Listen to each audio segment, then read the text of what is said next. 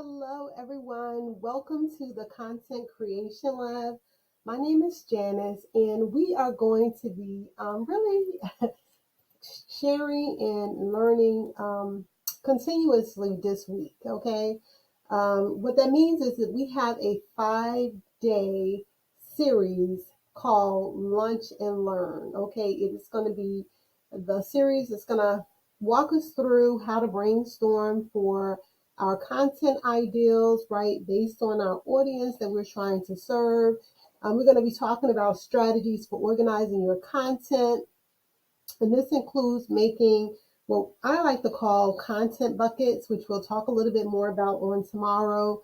And then also, it's going to include a series where we're going to talk about creating engaging visual content, which is super important because most times when people are, scrolling through any of their online or social media type platforms, the visuals is what really catch someone's interest. Also, anything that is very unique. So we'll talk about that. And then, of course, we want to talk about your descriptions. And I specifically said course descriptions, but more so your messaging that you have with your content. Like I mentioned, this is only going to be about a 15 to 20-minute room every day. So it gives you an opportunity to listen to this information in very short periods of time. And it also allows for you to be able to take the information that we're going to be going over and apply it really quickly. Welcome to the room, Toya. I'm just going to be just walking through a couple of things. I'm not even going to, have anyone on stage just simply because I'm going to just go through some points really quickly, and then of course allow for the replays to be present inside of the house later on. But some of the things that we're going to be talking about, I kind of went over that Monday, Tuesday, Wednesday, Thursday, and then of course on Friday we're going to be talking about strategies for marketing your actual course, your content, or whatever it is. It doesn't really matter. A lot of times we get wrapped around different terminologies, but honestly, it's going to be the same process that you use over and over again. The only difference is going to be, exactly what is your purpose or your intent. Once you have developed an actual system where you can say, step one, I need to do this. Step two, I need to do this. Step three, you can apply that same process pretty much to any content that you're going to be creating. I like to really call it my 3-step process, which is one, I have to have an idea of what it is that I'm, trying to accomplish, right? So you have to have a goal in mind. And then number two, you have to actually plan it, right? So that's the writing portion, that actually figuring out exactly how, or, the content is going to connect to your overall purpose. And then the last thing that you want to do always is going to be creating. Okay, so creation is going to be the last part where you actually are sitting and you're creating that visual effect. So like I mentioned, today we're going to be talking about how to brainstorm content and identify your target audience. So as you can see, there is a link up above. The link goes to the workbook that we're going to be using over this 5-day series. The key with this series is it is going to be available on YouTube, so you will be able to kind of go back and listen to it, not just today, but continuously. But the workbook is the companion for all the information that we're going to go over. As you can imagine, if we're talking in 15, 20, or even 30-minute spurts, you're not going to get a lot of detail. But what the workbook does is it goes back and it puts into place those blind spots or those missing items that, we may not have an opportunity to talk about here inside of the actual club itself, or house, if you will. So definitely it's worth the investment. If you're going to be listening to the series over the next couple of days or weeks, or, at your own leisure, then the workbook goes perfectly with the information that we're going to go over. So when we talk about, content ideals, right, which is the very first thing that I mentioned in my 3-step process, what we're really talking about is, really identifying what kind of information is going to be valuable to your audience. Like, what is your purpose, right? We're not going to talk about today the actual content, like creating your plan or your schedule, if you will. We're going to talk a little bit more about that on tomorrow. Today, what I really want to focus on is really thinking about the audience that you're trying to reach. So when we're thinking about our audience that we're trying to reach, right, we really want to make certain that we have a good idea, about the intended purpose and, of course, the solution that we're bringing to the table. We're really looking for a way to resonate with something that is, creating an issue or causing some type of concern that maybe your potential target audience has been dealing with for a period of time. And, they're really looking for a solution. Or it could simply be something where someone may not even know that they're looking for a solution and they run across your content and they're like, you know what, this is a really good idea. I know from experience that that happens because it has happened in some of the things that I've like witnessed or some of the things that I've actually purchased is that I may not have been thinking about it in those exact terms, but the way in which it was presented to me, it provided that, the aha moment, if you will, where I was like, okay, you know what? I think I should look at this a little bit further. So even if your target audience is not thinking about it at that moment, that does not mean that they cannot come back to it. And of course, you are the solution that they're looking for, even when they do not know it. So what do we need to understand about our audience, right? What do we need to understand about those individuals who you are essentially trying to reach, right? Now, what we kind of get in the habit of is creating content that we think is amazing and we love it so much, and it's real pretty and it's real nice, and for us that's it kind of makes us feel good. But if it doesn't actually serve a purpose where you are actually creating a connection with the individuals whom you're trying to reach, then the content kind of falls short of its purpose. So when we're looking at this in terms of our audience, we really want to make sure that we're putting ourselves on the other side of, of the glass, if you will, right? So think of yourself in your consumer state, right? In your, it doesn't really matter what it is that you may have purchased recently or, what you may be planning to purchase, but you want to think about, what are those things that you're looking for, right? What are those things that is resonating with you in terms of, you know what, I think I want to go in this direction instead of another. So you want to go ahead and make sure that you place yourself good. Hey, April, thanks for dropping by. You want to make sure that you place yourself into the role of a consumer before you even begin to start thinking about your audience, because you want to resonate with how you like to be reached. Like, what is it that you like to see, right? So for me, right, and you can answer these questions. And of course, the workbook is going to have a couple of prompts that's going to, require you to kind of dig a little bit deeper than what the conversation we're going to have here in the clubhouse. But some of the things that you want to think about is that you want to think about, what is driving the individual's need for what you're offering, right? Like, what is the driver? And what I mean by that is a lot of time we glaze over the root cause, right? We glaze over, okay, you know what? I know, and for instance, I need a new car, right? Or I know, for instance, that I want a new television. Or I know, for instance, that, I'm in need of this kind of a service. But, what is the root cause of it, right? And it could simply be because I don't have enough time, right?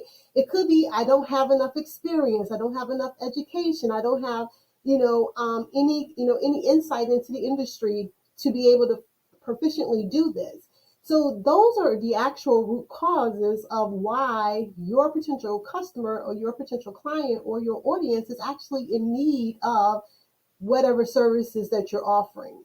And so we want to make certain that we are creating the content that is addressing the root cause, right? And people also refer to it as pain points, right? And and so I'll use the term pain points because it's what you're used to hearing, but really and truly it means the underlying reason why someone would actually come speak to you about what it is you're offering, right? And a lot of times, we don't want to kind of do the work in terms of having to figure out how to get to the root cause, right? A lot of the things that you can use, or some of the things that you can use, which, I may do another room on later, it's a lot of those critical thinking tools, right? And when we talk about critical thinking tools, our children or children in themselves use this tool all the time because they're always trying to figure out, well, why can't I do this, right? Or why do I need to do this? So you would hear them ask things in like a 5 why series, right? So if you were to place your potential content in front of you, and you would begin this critical thinking tool of the 5 whys. And with the 5 whys, you would go, well, why do my customer need this? Right? And you would go, well, why do they need it because of this? And you will continue to ask the question why 5 times. By the time you get to the very last why, and I'm not saying it's going to be an exact science, but you should be a little bit closer to your actual pain point, to the reasons why someone would speak to you versus someone else. Okay. So critical thinking tools, an excellent way to begin to kind of draw out the actual pain points for whatever your customer underlying need actually is. Okay. So one thing we want to do, we want to make sure that we understand the audience, not understanding the audience in the typical terms of demographics and age and all that. Yes, we're going to talk about that in just a minute, but we're understanding the customer, your audience, in terms of the underlying reasons why they are going to want to speak to you versus someone else, because you're actually going to be able to understand what is driving that particular need. The other thing that we want to kind of keep in mind too is that we want to kind of keep in mind our competitors, or not even necessarily competitors, right? But other individuals who is also in the market that you are serving.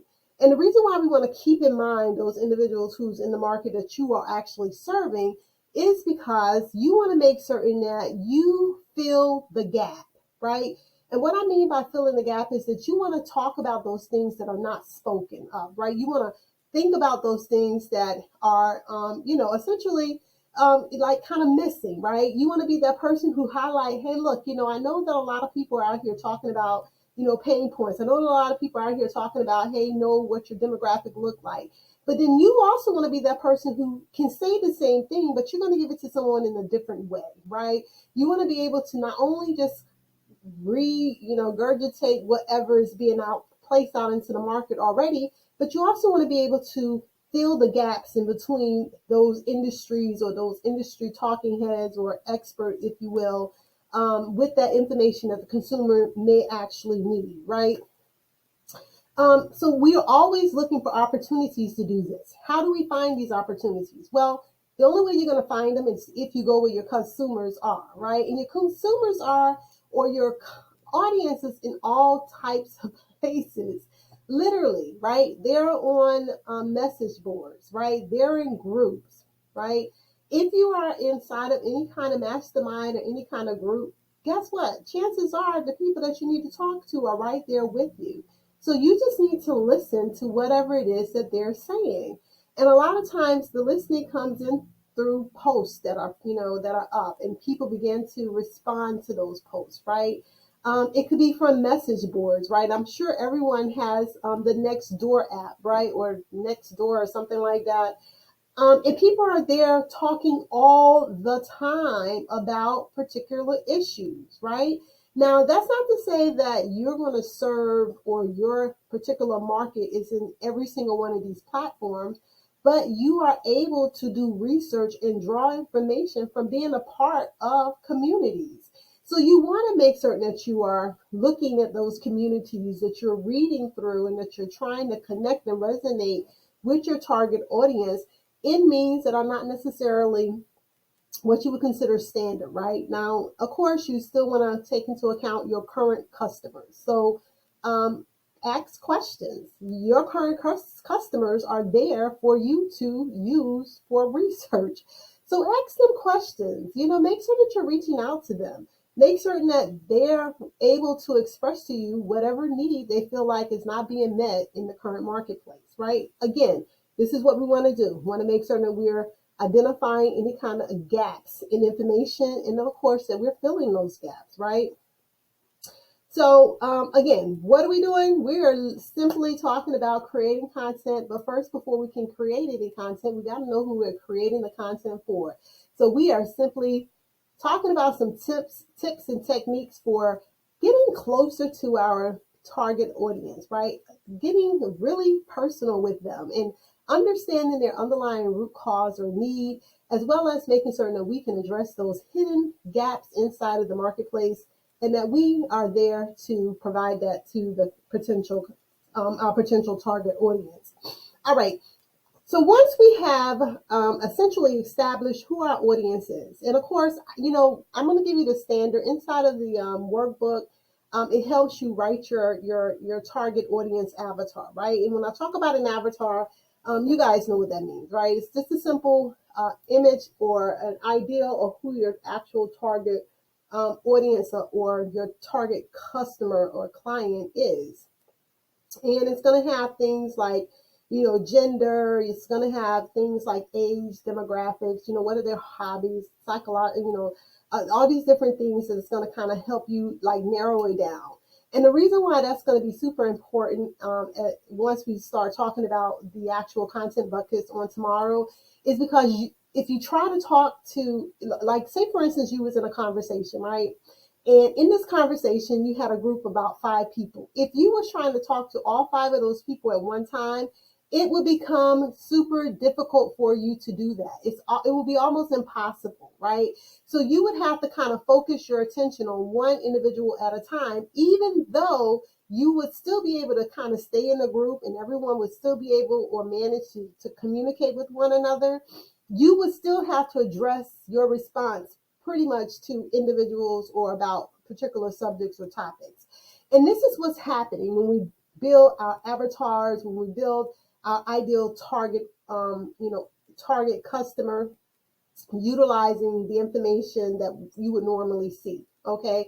Because you want to fix your conversation in the same line or in the same way you would as if you were addressing someone in a one-on-one conversation. And so having that information available so that you can do that is going to be very important. And like I said, tomorrow when we start talking about our content buckets, you'll be able to kind of see what we mean by that. All right, so start by creating a list of your potential topics, right? This is, of course, simply when we're going to get the idea. We already understand we need to know who our audience is. And then, of course, once you have the topics in mind, you want to make sure that their topics align with your target audience needs, right, and interests. And we're going to know this because you have already done the research, right? You've already used the critical thinking tools that we mentioned, which was the 5 whys, to go into why would the customer be seeking your potential services or products, right? And this is because of some pain point. And we're going to get to the pain point by understanding what the root cause of their motivation is, right? So we're going to make certain that we create a list of ideals, right? We're going to make certain that we align that list of topics or ideals with our target audience needs and interests, right? Once we do that, then we're going to be able to create content to where now we can speak to that particular avatar. We can now speak to that particular person whom we are, basically trying to resonate with, right? That we're trying to gather or gain their attention. And then once we do that, right, we want to do this in a very unbiased way. We want to make sure that we are doing this with no stigmas placed on us. We want to make sure that we're doing this without having to have any kind of preconceived notions or any kind of prejudice, clouding or blocking our path. Meaning we want to create this information before we begin to really start evaluating it, okay? And because eventually we're going to get to a point where we're going to evaluate our ideals. Because once we have amassed a large amount of actual ideals and we've identified whom we're speaking to with them, then we're going to create our content buckets, which we're going to talk about tomorrow, which means we're going to categorize our ideals so that we can place them in the proper order so that we're able to utilize them with our proper target audience, right? And that's going to be super important and, of course, key for us to be able to reach the intended people that we need to reach. Okay, so let's do a quick recap, right? So first of all, up top is a link for the 5-day Lunch and Learn workbook. The workbook is a fillable PDF document. So that means you don't have to print it. You can use it right on your computer. Just type in the responses. You can save it. You can go back and delete the information and start all over again. So it's reusable. It is going to be available for the duration of the next 5 days. So every day when we come into the actual lunch and learn session, you will be able to download the workbook. Okay. In the workbook, it is going to have various prompts and questions and information in detail to help you explore each of the topics that we are going to be going over for the next 5 days. Okay. The beauty about this is that you can continuously download the actual workbook, even if you start, this week or next week or several weeks from now. It'll still be available for you to download and to use with the actual Lunch and Learn series. Okay. So we talked about defining our target audience, right? We talked about understanding, the reasons why our audience is seeking our services and or products. We talked about making certain that we're looking for closing any kind of gaps in the information or the way the information is being provided by looking at those individuals in our actual industry or in our market who is offering similar or same type services. We talked about making certain that once we have thoroughly researched and identified our target audience by creating our avatar, that we go ahead and begin to create our actual content. These are going to simply be ideals that we're going to list and then, of course, marry it up with potential targets. Now, just like we mentioned, your target audience can vary, right? You could have, this particular avatar for this subject, and you can have a whole nother avatar for another subject. The point of your avatar is that you want to know how to speak to those individuals once you start creating your content. And then, of course, you want to evaluate your ideals, but we don't want to do this before we begin to separate or put it into our content buckets, which we're going to talk about on tomorrow. So we will evaluate our ideals and we will begin to separate them out so that we can organize them in a fashion that is beneficial to, creating content that's going to resonate with those intended members of our target audience. There is also a 30-day content guide that I have. It's available on my PayHip website. So if you click on the website that's listed here for the 5-day workshop or the 5-day series, the workbook, and you just look at all my products, there is a content guide there. It's a planner. And it does help you walk through or organize all your content over all of your social media platforms for 30 days. That particular ebook is amazing because if you are a person who finds it difficult to kind of organize all of your content in a way that you can kind of keep up with it, then this particular planner is ideal for you. Okay. So that's it. We have completed our lunch and learn for today. We have completed our lunch and learn for today. I'm super excited. Please let me know what you think. Drop some information or just let me know through a back channel here on Clubhouse. If you're not on Clubhouse and you're listening to this on YouTube, then still drop a little comment under the video. Let me know what you think. And with that, I will see you tomorrow when we start talking about organizing our content into our content buckets. All right, you guys, have a wonderful day, and I will see you back here tomorrow for noon. Bye.